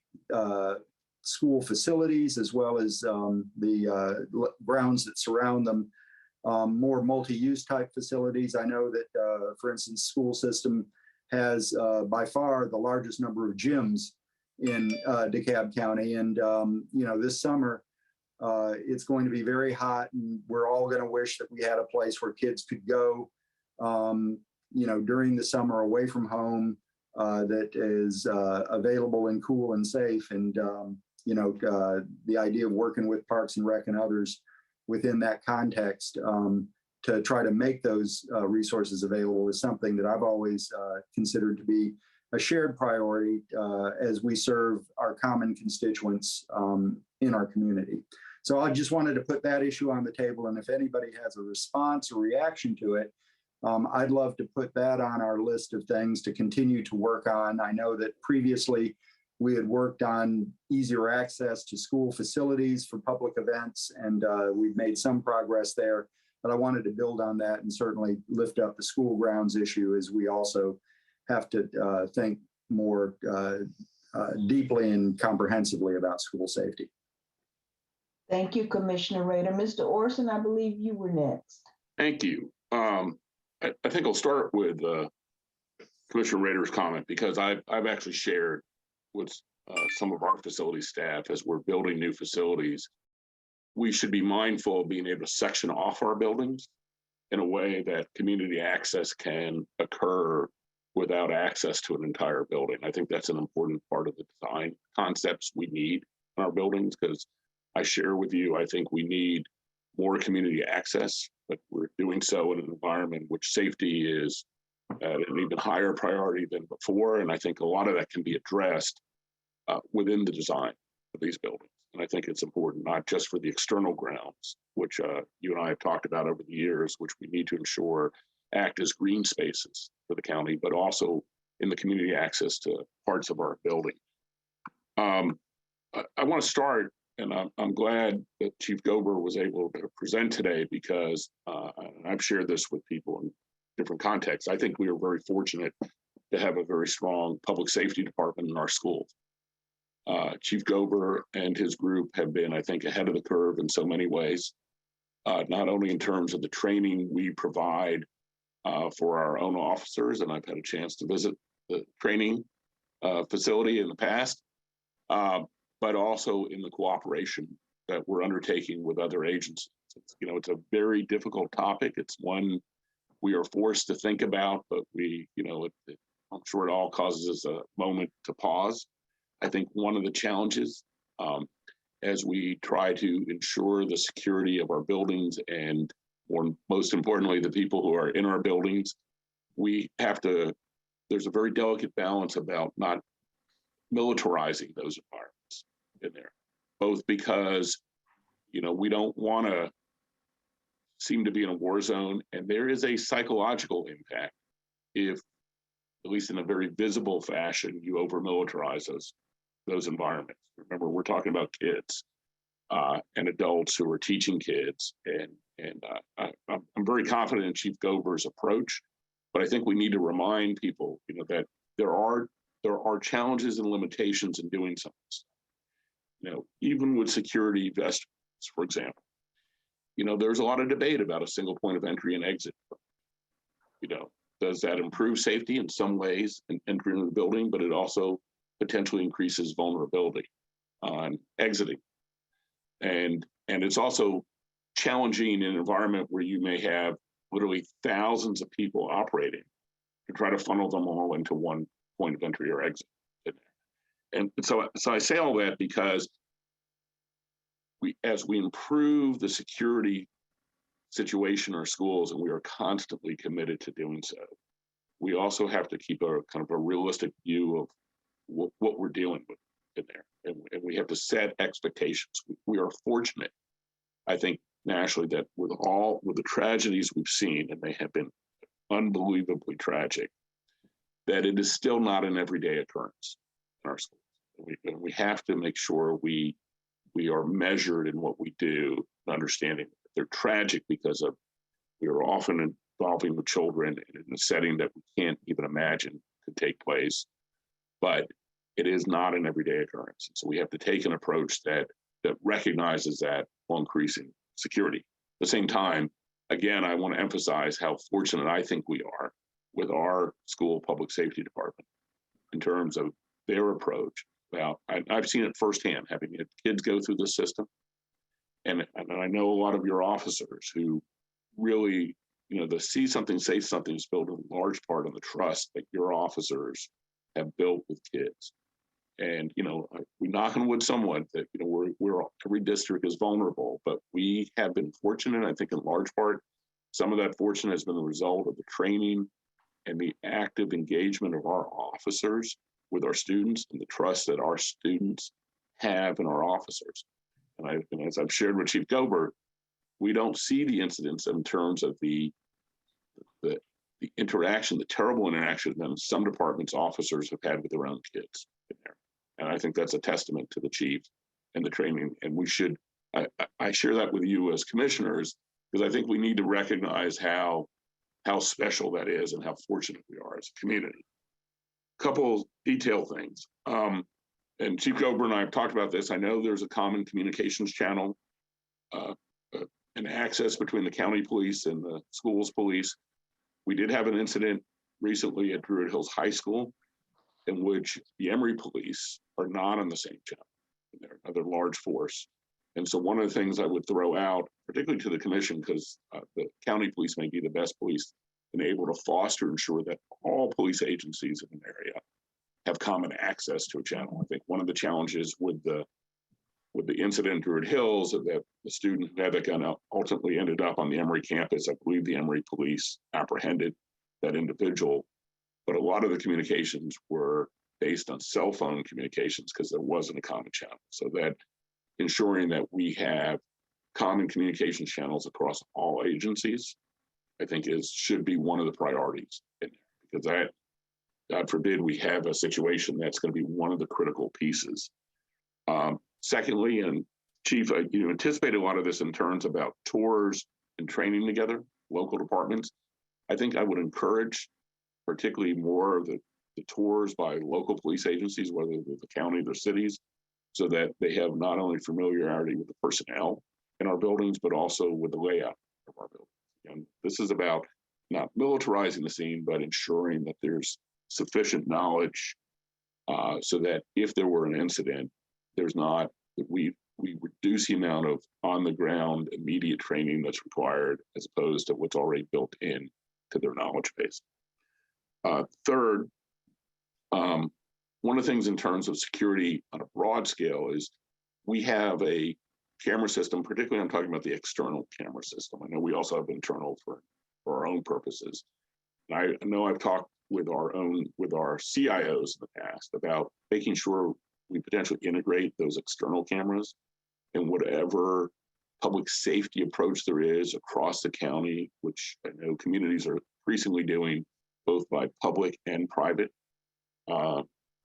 cameras that I think we can be a valuable part of that because we are present in so many communities and often in areas where there aren't other. There isn't other technology because, as Commissioner Rader pointed out, because we're embedded in neighborhoods in a way that a lot of other entities are not.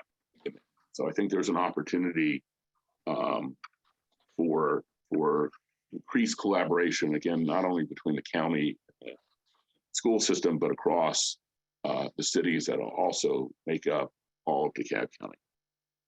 And I think that's it. Again, I'm glad we're able to share today the work that Chief Gober and his group have done. And I think there's a lot of opportunity for us increasing the profile of our public safety with, again, being sensitive to the environment we're in and being careful not to feel like we're militarizing these environments in a way that could really have adverse impacts on our students and our staff.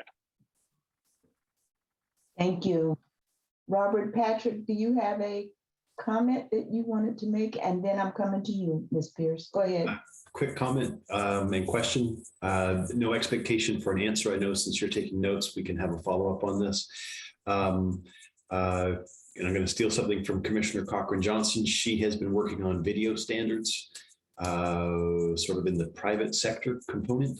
I just wanted to make sure that whatever videos you guys are using, whatever the standard is it is something that DeKalb PD, it functions within their environment already. That would be the first question. Second question following up with that, are they flock cameras? And is this something that can be reported if there's any tags or issues that are found with a stolen car or stolen vehicle? And then I also want to acknowledge that we did have at least one private school that was in attendance to today's meeting, and see if there's a way that between the chiefs that are with us to include them in planning operations. And I know that that could run into some financial questions, but then also see if there's a way to get them on the list of information for whenever there's soft lockdowns or any items of concern that happen in the community, much as what was explained when DeKalb PD reports something over the weekend and updates Chief Gover's team with that. And those are my questions. And again, I'm fine waiting for the written responses. Thank you. Thank you. Ms. Pierce? And then I'm going to push us forward, or we won't have time to hear Deputy Lumpkin. Go ahead. Absolutely. Absolutely. Thank you, Ms. Axum. And this is just more a comment to Commissioner Rader. I'm very proud to say that the Columbia Elementary School is currently under that, the land trust and the Parks and Recs. I think it's the environmental design, the green space design. So I was just texting Commissioner Larry Johnson, perhaps all of us can visit that site at some point in time. I'm not certain where they are with their progress in that, but I know it's ongoing, and they're very excited about sharing that with the rest of the school district. Thank you. You're welcome. Commissioner Johnson, I'm going to give you the last comment so we can hear from Deputy Lumpkin. All right, two comment, one question. This is for Commissioner Patrick. I thank you, whoever the private school on, I think that's key. But also you have a lot of daycares in the area and charter schools. And so if we're creating this network, when you have a lockdown at a school or something happening, those places are impacted too. So I don't know if Director Lumpkin and you all can work on trying to create a network for early learning centers as well as charter schools to be part of this, because you don't want to leave anybody out when you're dealing with an incident like this. Because I think you lock down, I think everything locks down when you're dealing with that type of active shooter. Last question is, Chief Goober, is all of the teachers in the schools participating in the active shooter exercise at all the schools? Yes, sir. When we have these audits, and we actually call them intruder alerts, but when we have these intruder alert audits, the whole school goes on lockdown. So just to give you an example, it looks like our safe school team will come in, walk to the front office and say, it's an intruder in the building. I need the school on level 3 lockdown now. And from that moment, the safe school team is throughout the building, and they actually have notepads, and they're grading the school on how fast they go on lockdown, what the teachers are doing, what the administrative team is doing. If they're following all our procedures, they go by the doors and make sure all of them are locked, restrooms are clear, and make sure they followed all our procedures. Now, afterwards, part of this process, and I didn't dive deep into it, but I will for your question, is The safe school team then interviews the teachers. They interview them separately away from the administrative staff to ask them if they think they were prepared and if the administrative staff have prepared them for this drill or for this event. And it's all anonymous. So they can speak freely. And it goes directly to public safety to be shared with the regional superintendents and the superintendent. We also interview the children. So we ask the students, even if it's elementary school, we ask the students if they feel that they're prepared. Do they feel that if they were prepared for the situation, if they knew exactly where to go, if they knew what they were supposed to do, if they were in the bathroom and when the intruder alert call was made, did they know what classroom to go into or the nearest, and make sure that they were familiar. And this is done through the whole staff, from the teachers to the paraprofessionals to the custodial staff. Everybody in that building is tested. Thank you so much. Thank you. I'm going to push us forward, Ms. Tisdale, if you will queue up our next presenter and our next presentation. Thank you very much. Thank all of you, the presiding officer, the chair, Lady Turner, for inviting us and for the participation in this public session. Chief Gober, in my opinion, provided a comprehensive report regarding DeKalb County School District's protocols and what they have established in terms of crime prevention strategies. I will not go into that level of detail. I think we'll present at a much higher level an overview of what DeKalb County sees as its preparation, its roles, its responsibilities in supporting and coordinating with the DeKalb County School District's Department of Public Safety. As you can see, you have an excellent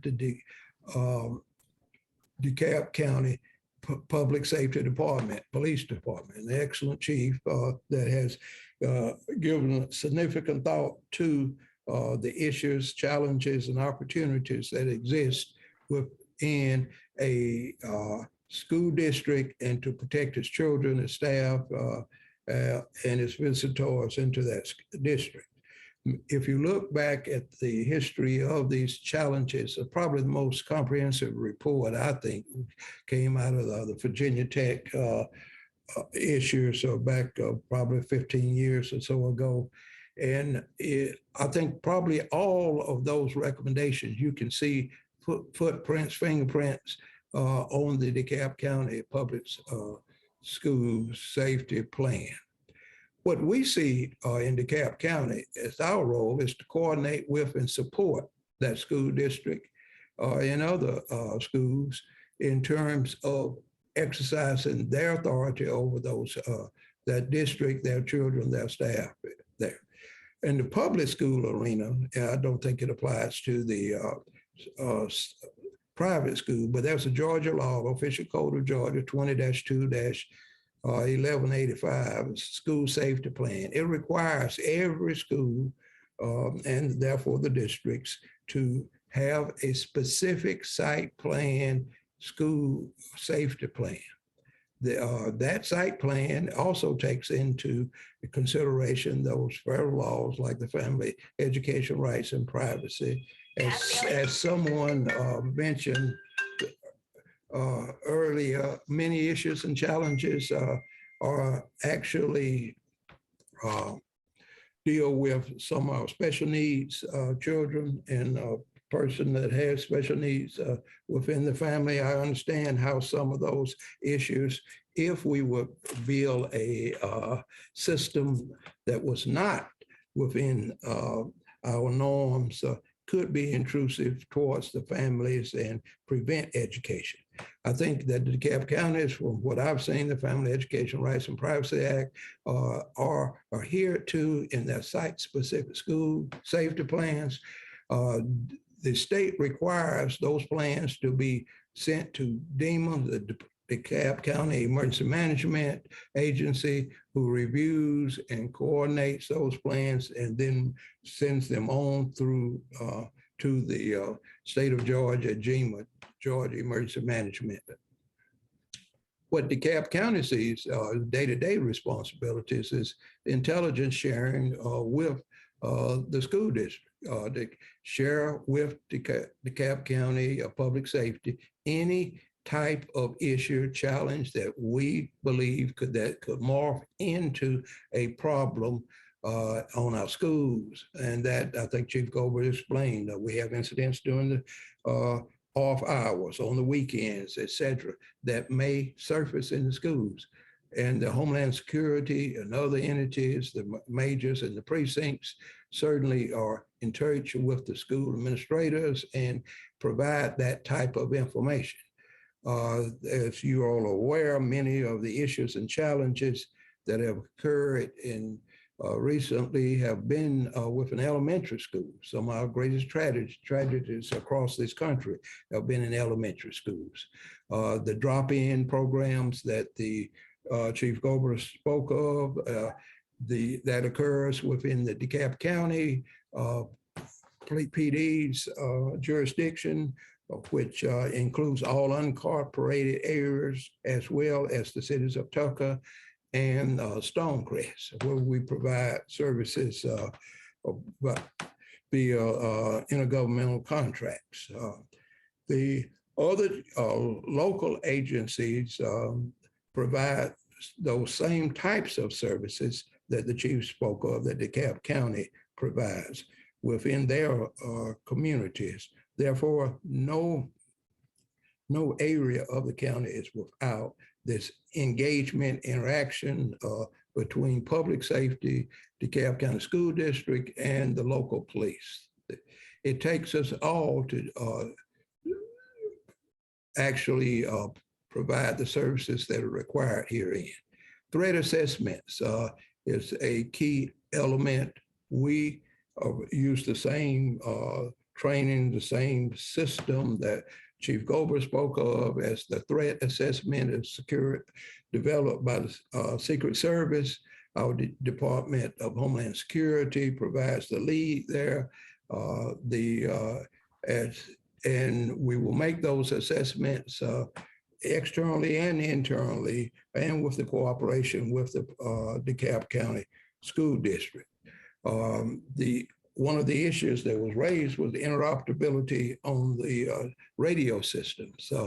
Most all agencies have interoperability interoperability is the ability to transmit or hear on our frequency. We have DeKalb County frequencies. We also have within the county, and that's subject to the DeKalb County Public School system in the north, Brookhaven and Dunwoody, Chatcom radio system.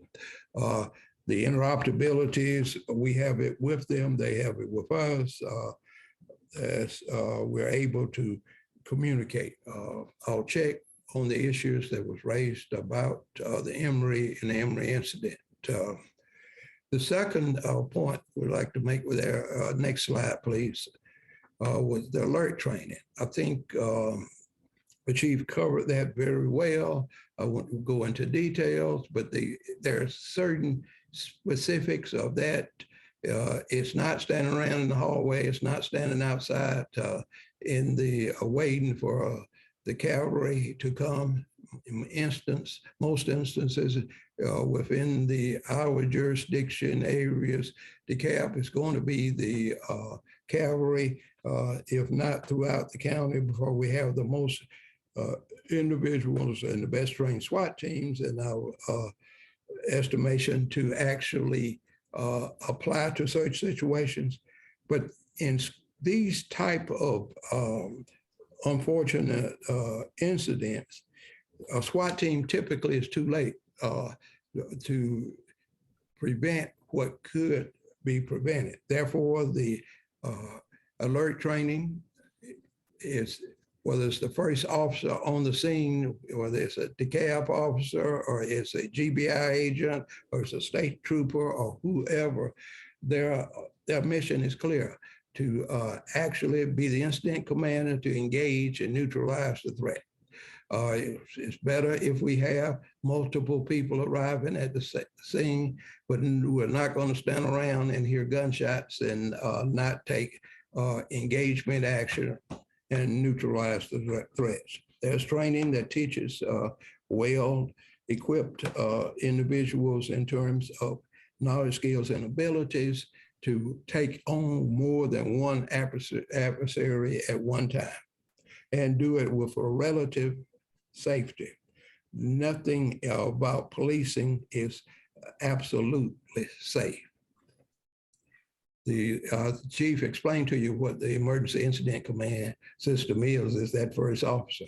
Overall, the DeKalb County School District Department of Public Safety is the authority of record. It is in the responsible overall. And when everyone gets to the scene, of course, they are actually in charge of the incident.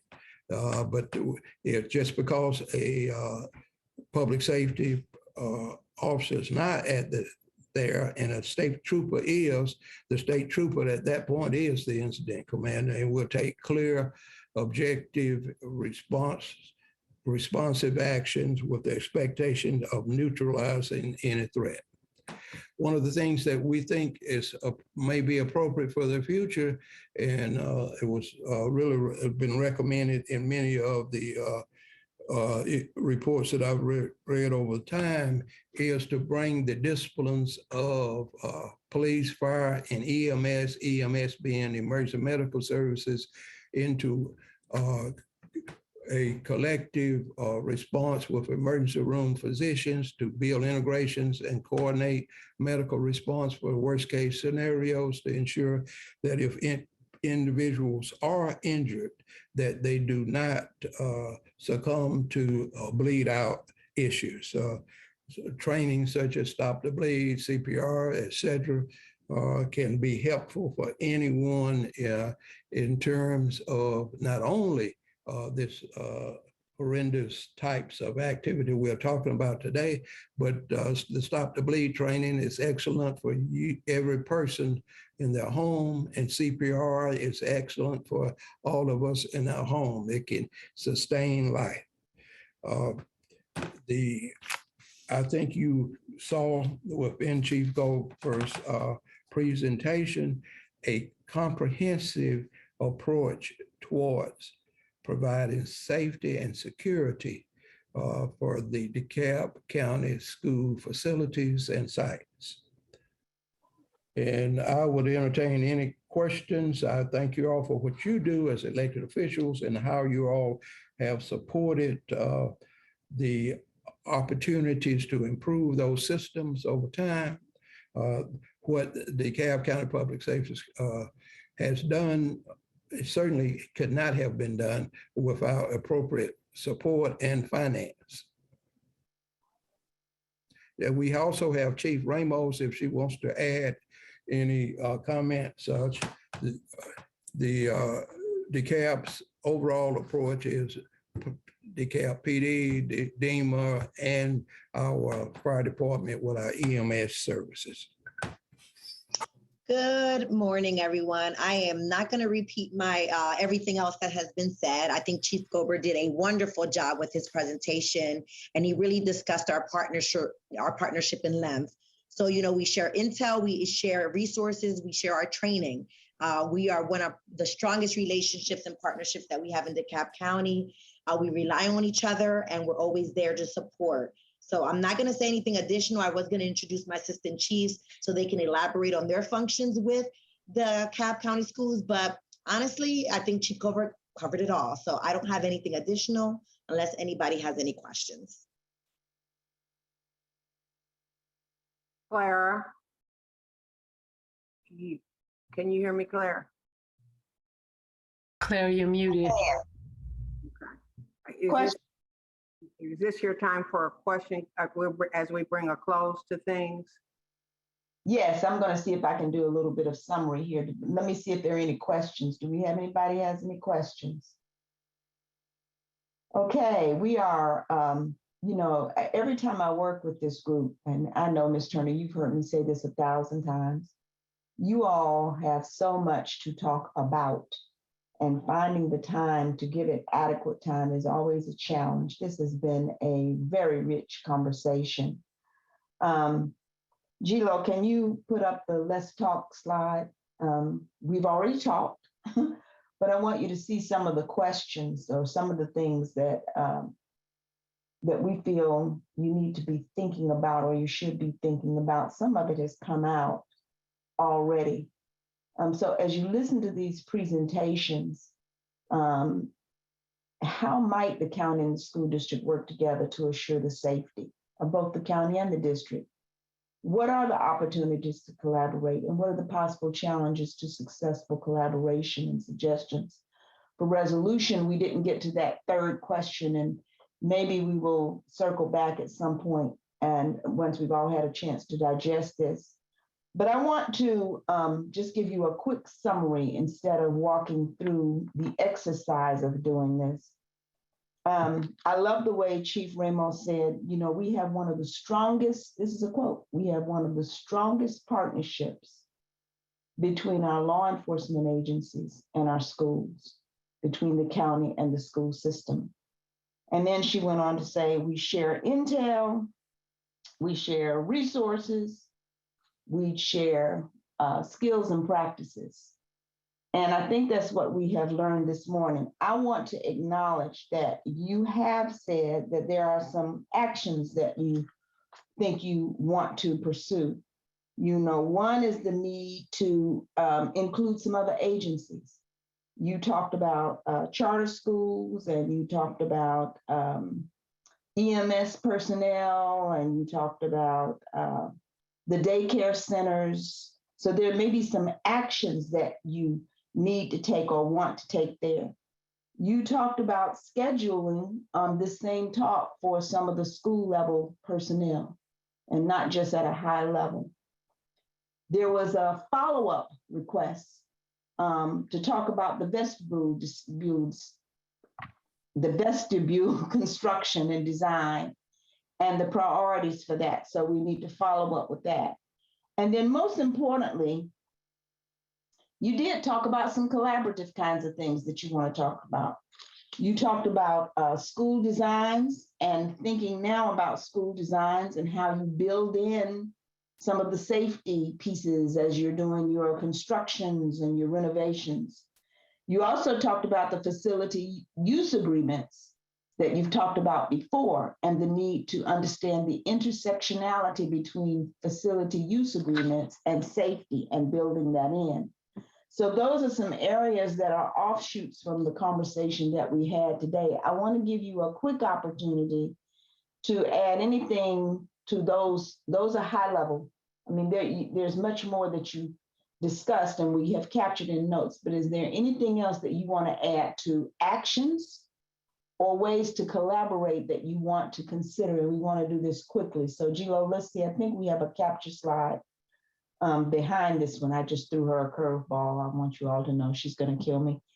But anybody have anything else you want to talk about just in terms of considering any further collaborative kinds of conversation? You may not have any, or any other specific actions that you want to consider, or bringing, expanding the conversation, you know, to the charter schools and the private schools and EMS. I want to be sure we capture that. The actions for successful collaboration. And I am seeing some hands. I see you, Ms. Gevertz, your hand is up. Yes, thank you. Just a request to meet sooner rather than later. I know we always say that we want our groups to meet more frequently, and it's hard to schedule. So I would like to continue this conversation. And then also I know when we had a meeting previously scheduled, at least on our end, I think we had at least 5 or 6 items ready for the last meeting that was postponed. And so those agenda items I would love to follow up on too. So I would just make a request to have a meeting, go ahead and schedule a meeting, you know, as soon as possible to follow up, please, because this has been amazing. This has been amazing. So thanks to everybody for making this happen. And I agree, Chief Gober was very impressive today, and I'm proud to be part of our district and just eager to follow up. So thanks. Commissioner Terry, do you have something you'd like to add in terms of actions or collaborative kinds of opportunities? I was just giving the thumbs up to what Allison said. So okay, yeah, great. second that. I love it. I love it. Commissioner Johnson? Yes, what our school board member said, just to add, if we do meet more often, just have it based on a theme or topic, like this was safety. One thing I like to see is the human development and health component collaboration. And I would just specifically, since we all just received our COVID funding, and children under 5 can be given the shot to see how we can work together with incentives to do more, because this is the last tranche of money that we will receive, and you won't have this pot again. And it's going to be important that we try to build our resources together. The other part is truancy. There's a lot of young people who are out on the corners selling water during school time. We need to get in front of that issue and effort, because they've already behind from a literacy standpoint. And we need to combine efforts on how do we make sure our young people are in school. And last is the homeless issue with students. And I see a lot of yellow buses in front of our extended stay hotels, but I built some collaborations with Cool Girls, where we're now working with 3 or 4 extended stay hotels on STEM. And they're now including the young men in that program. And we're working with them also on the lunch program and breakfast. But I want to try to expound on that, homeless families and how we can work to get them into a permanent place to live with their families. And we started the initiative at Towers with our last superintendent, but I want to keep that collaboration going, where they have a lot of homeless families and how we work with them to get jobs for the youth and try to find a way to do those 3 topics. I think are pressing, because school is starting in 8 weeks. And so just trying to see what we can do. And COVID is still here. It has not left. And now we're in the middle of a surge, and we just need to better use our resources instead of trying to, we do something and you do something, but we all serving the same population. Thank you. It's a great meeting. Appreciate being a part. Mr. Orson, did you have a comment? And then I'm going to close this out. Yes, I think we also need to try to find an opportunity where some sample or representatives from our colleagues in the cities to be at the conversation. Some of these conversations require action across both the county and the school district, as well as the cities. It's public safety issues where the city doesn't have jurisdiction, and so it would be more on which we can all be at the table. And even more importantly, create perhaps working groups outside of these meetings to try to foster solutions across a number of these topics. Because that would apply to public safety, apply to the truancy issue, certainly would apply to the homelessness issue, specific federal rules that govern what we can do, what we do as it relates to homeless students, govern and control the decisions we can make in terms of where students. So I would encourage us that perhaps to have some meetings where we can bring our city colleagues to the table. Yeah, I want to show you all the list that you already have. Gilo, can you, I think it's like 4 or 5 slides down now. These are topics you've already put on your agenda. We're going to add the ones that you just listed. Human development and health, truancy, and homelessness for sure. We will add that to this list, but I'm going to also charge the leadership of both boards that you've got to come together and put some priority to this and figure out what your next topic might be. And my only caution is, it is very helpful when you don't try to discuss all of these topics in one session. I think that's what you were saying, Commissioner Johnson. It's very helpful to have a theme and to really thoroughly give it the attention that it deserves. But it's been a good session. We've got a couple of next steps. I just want to make sure I'm not leaving anything out.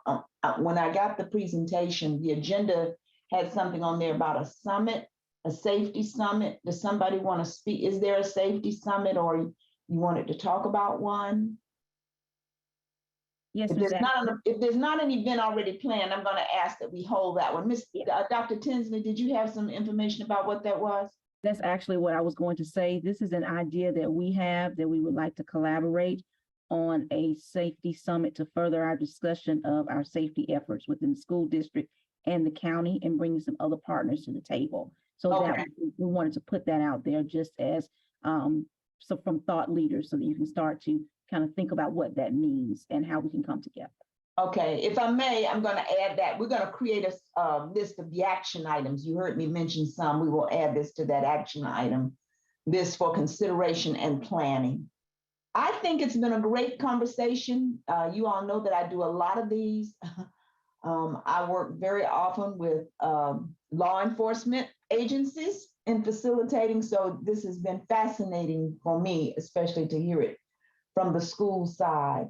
But I want to thank you this morning, as we always do it at CNM, Clarification and Mediation. I want to thank you for your gift of time, because you did come to this session today and you fully participated. You listened actively, and I think we've gotten a lot of really good communication going back and forth, and hopefully we will continue it. And with that, I'm going to turn it over to Robert Patrick and Vicki Turner to close out the day. Thank you so much for your participation. Clara, thank you very much for guiding us through this. I do appreciate it. It was done very smoothly, so thank you very much. I also want to say thank you to the Board of Commissioners staff. I see we have Chief Operating Officer Williams here, of course, Mr. Matowski and Mr. Lumpkin, as well as Chief Ramos. Thank you all for being here, and the commissioners that are here with us as well. Thank you very much for attending. I'll just echo, I never leave disappointed, Ms. Axum. You always do an excellent job. And what I probably enjoy the most about you is you really try hard to keep us on task. And that's not an easy feat, but you do well. If I had a takeaway, and if I could give a gift of a takeaway, and you've asked people and thanked them for their time, I got a little ball, my grandbaby's ball right here. And I thought about this ball that allows me to only see what's in front of me. But what has happened today is that you all have given me a perspective from your perspective. You've given me another angle by which to look at this thing. If the ball represents our students, our community, you've given us another perspective by which to look at it. And that's been powerful, that's been beneficial, and critical to our success as a school district. We all need each other's perspective. And Claire started out with something that I love: listen to understand. And that's what I did today. I came to the table with an open mind to hear what each of you had to say to help and empower us to be more effective in what we do. So I can't sing the praises of our Chief Gober enough. I told him if I could be his groupie and follow him around, I'm his fan. I've been to that command center. It is something to behold. If you could offer tours there, Gober, because it is phenomenal. And they do an excellent job. And I always can sleep good at night, knowing that Chief Gober is at the helm and watching over what is right for our children and safe for our children every day. I thank you for the level of efficiency and excellence that you command throughout our campuses. And so I love what happened today with the collaboration. Dr. Williamson is here, who helped facilitate and put things together for us. Ms. Davis has been on standby. And thank you for the staff and all of you. This has been great. And I look forward to more, as has been stated. We need to do more of this, but I like the idea of the theme. Let's focus on try to do one thing at a time, because we have a lot that we're trying to give attention to, but I think it's going to be great. So thank you so much, Claire.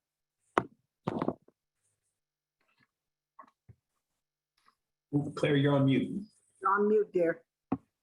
You think after I've been facilitating for I don't know how many years, and I can't remember to unmute myself, Unless somebody else has something that's good for the order, I think that will bring us to a point of adjournment, and we will see you all next time. Thank you again. Thank you very much. Bye, everybody.